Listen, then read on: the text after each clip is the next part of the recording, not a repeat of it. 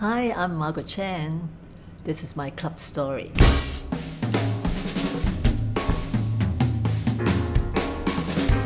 Well, it's a great pleasure to have you here with us today. And what's really I found very interesting when I researched a bit your long involvement with the club is that you're a lady of many firsts. Thank you. You are the first lady to sit on Gen Con, Yes. right? You're also the first lady to be a life member. And you're also the first lady to sit on a committee for 24 straight years.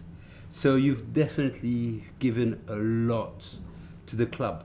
But I think what people would like to know is what brought you to this club in the first place? Okay, actually, I was a lady subscribed a long time. And then one year, before the Sunset Series, I met with Mr. Lee Fok Heng, Lee Ba, right? So he came to me. I was on the outside of the bar, and he came to me. He said, "Hey, would you be available on Friday night, like 5 o'clock?" And That's very specific. yeah, and then I know nothing actually at that time.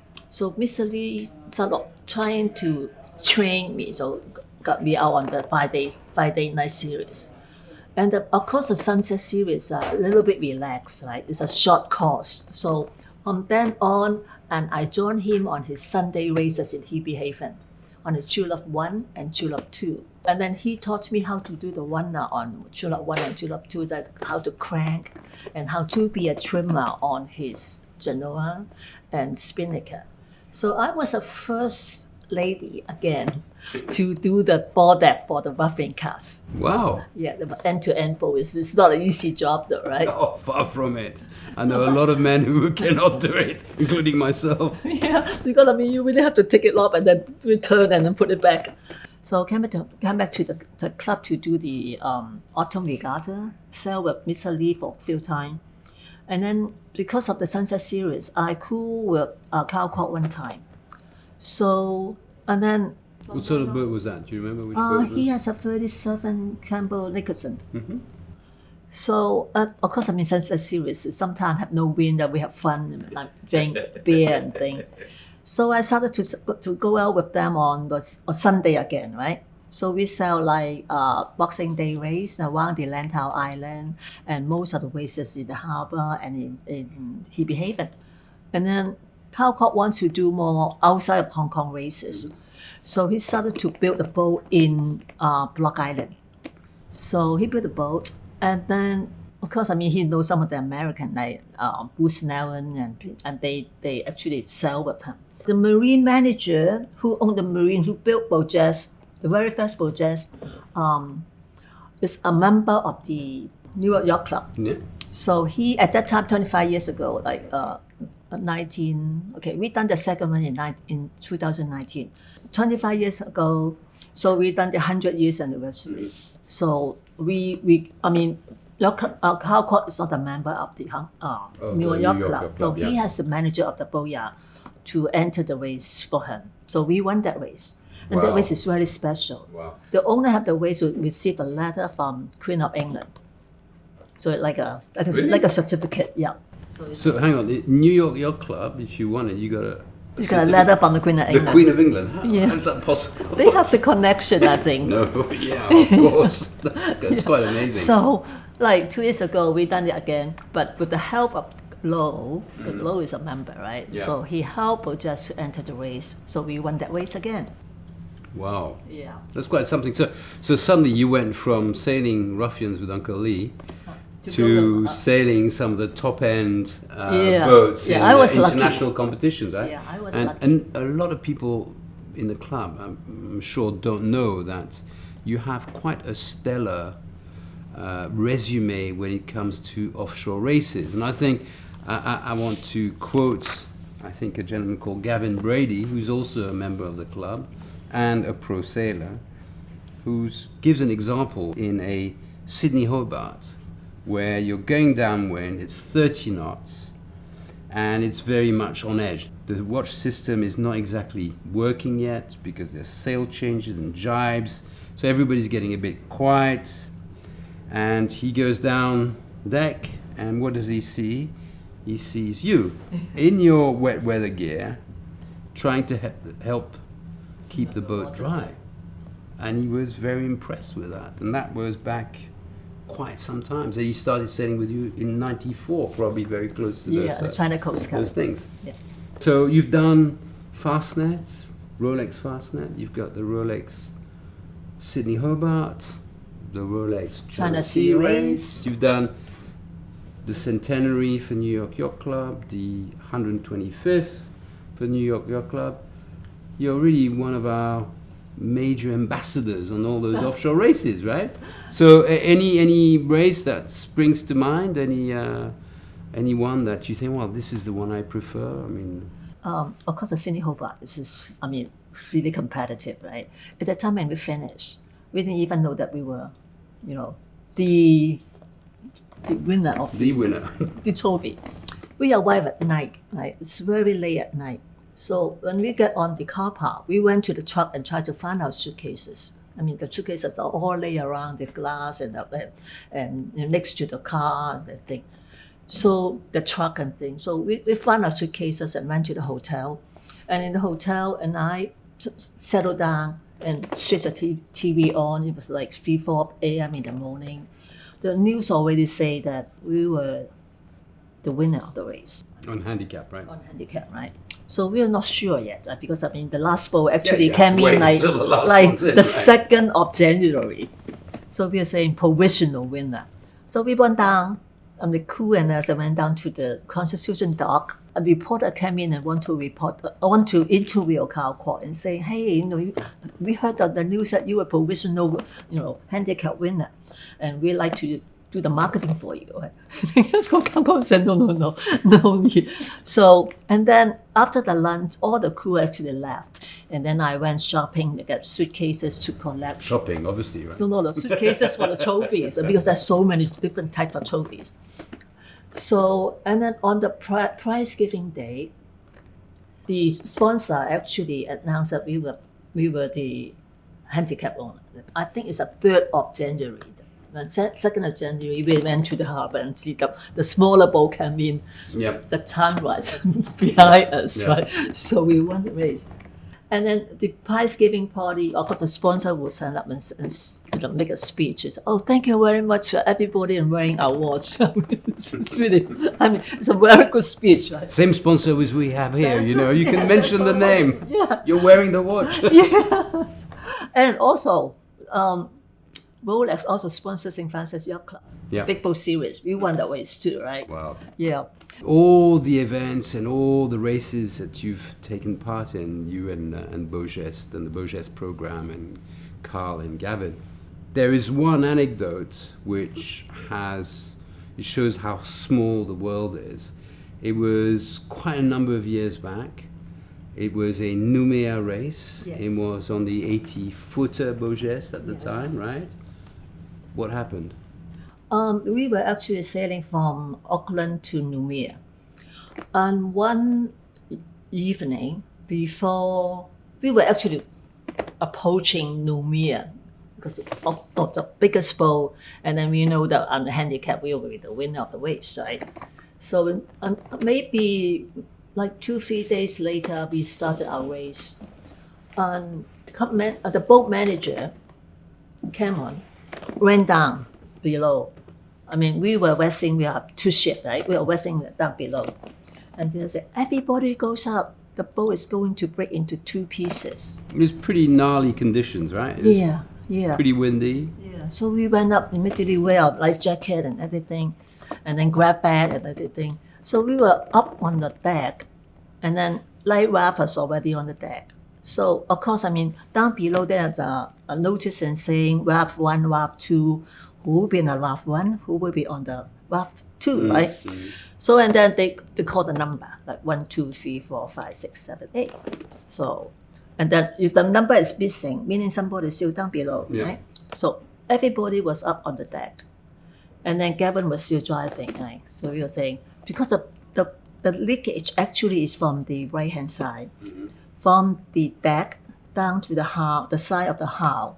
But luckily, when the boat was built, we put a box there, like a wooden box to put our dry ice, like a refrigerator, but it's not a real refrigerator. It's just like a wooden, compartment for dry ice, for cold cut, and for food. So it's actually double layer of the inside is a double layer. So it's providing a bit of structure. So the crack actually from the top of the deck, and then you can see the water, drops of water coming in. So Gavin actually tried to sail the boat on the port side, like to go like that. To stay out of the water.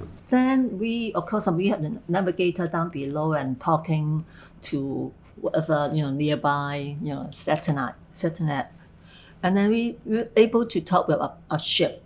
The ship wants to come, because like a Bay Day thing, right? The ship wants to come to help us.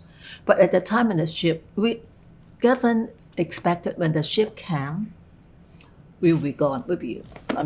Way beyond whatever, maybe she couldn't see us or we couldn't see her, right? Yes, because we have to set the scene. It's big seas. Yeah. It's blowing 50 knots. Yeah. It's not exactly your everyday Gavin occurrence, said, right? The danger is, if the ship really come to rescue us, imagine for the lifeguard to go in the boat. Go and scale the side. Really and if I understand correctly, the designer of the boat had advised you guys that you should evacuate, right? Because it was a danger of breaking up, right? Yeah. And it was in the middle of nowhere. Yeah. So what happened then? So we've been talking to someone. In the end, that was Norfolk Island, right? That's right. So, of course, only the navigator know, right? So, and then we were told to can go down below because maybe the wave was so high up, but much calmer. So we are below. Nobody want to sleep. Something like a cuddle like this, right? You'll be ready to go up again. So, and we had a lady was talking to the navigator. She actually was a lady who'd been working overnight to communicate with us. So, and then we came maybe 4 or 5 a.m. in the morning. We heard the radio said, we sent our boat and come up to glide you into Norfolk Island because we don't know where to go, right? So we were saying, okay, we're looking at the boat and we all went up, at the time it was much calmer, so we went up on the boat, on the deck. And we saw nothing. And then so where is the boat? Suddenly behind the boat, or behind the wave, and then suddenly the wave come up like a 40-footer motorboat came up. Yeah. This very large rib. And then took us glide us into the bay. And into the bay, of course, the island had 3,000 people, population, right? Then everybody come down. It's a big thing for the island. So the interview Gavin Brady, and then the policeman asked us to go to the police department for the immigration stuff issue, right? But what's quite interesting is that the person that got out in the middle of the night and drove that particular boat in the middle of the night in gale force winds in very difficult conditions, because I understand that there is no harbour on Norfolk Island, right? No.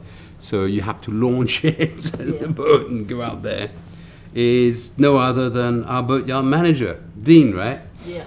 Who actually got recognised and got an award for that particular. Yeah. Actually, they're helping us, Beaugest in that emergency. Yeah. And Carl was really appreciated, actually sent a donation to the organization. So I think what we should say to everybody, be nice to Dean. He could save you in the future, right? Yeah. It's quite an amazing story, and all that experience that you've had, offshore. But if we come back onshore and look a bit about all the years that you've dedicated to the club, the first lady on GenCom, how was that? Being the only female in the committee, they are all gentlemen. They're nice to me. Really? When I want to say something, everybody kept quiet. Right? They wouldn't say, "Hey, this is not this, this is not that." They're very gentle. I like even on Beaugest. I'm the only female on Beaugest, right? And they are like family to me because I've been sailing for so many years and you know their family. And in the club, so many members. I make many good friends here in the committee, in the sailing circuits, and even in the bar, right? I enjoy my life in the club, honestly. Like 4 years in the general committee, David Kong, Tony Scott, and Rick Locke. They are all, again, of course, low, right? And they are nice to me. Yeah. And in the membership committee, I make so many different committee members. And then the person I know, like maybe 24 years or not 28 years, it's Tracy, right? Yeah, Tracy, manager. our stalwart. Yeah. Membership manager who knows the club inside out better than anyone, right? Yeah, history and everything, right? Mm-hmm. She and I become a member since the first month when I joined the membership committee, because I always call her up and say, what's happening? What should I be looking at? Why that applicant saying this kind of thing? I always double check with her, see what need to be discussed and what need to be pay attention. Right? So she feed me so many information. So you must have, 24 years on membership committee. We spent so many years in introducing individual debenture. Mm-hmm. Membership. It took maybe 3 to 4 years to make it happen. You guys have done a great job in adapting our membership offering with the times. So as we moved forward, we need to cater more to younger people. We need to cater more to people who came here temporarily. It's a great credit to you and the gang that you've been able to adapt and find the right offering for the right people. Yeah, like you say, of course, lately we have the introductory membership, yeah. Right? But very successful too, right? Because I've been somebody who may not know what sailing or rowing are. So eventually they can come in and follow the mentor and to train them to be a sailor or to train them to be a rower. So it becomes so successful. And most of them are even younger members, right? The club actually would prefer or attract more younger people to join to carry the legend. So this is one of the core thing I think membership committees should be working on. So that's a bit, your words of wisdom now that you've not that long. You stepped down, right? Recently, right? No. Every members in the membership committee would know this. This is their belief. They really want to help the club to get. We are like an international yacht club right now, right? Our members go overseas to race, and our members have good record in everywhere, like to say, in the world, right? Well, Margaret, it was absolutely a great pleasure talking to you, and to get all that experience that you've accumulated and you've shared with us over the last few minutes. Thank you very much. Thank you very much.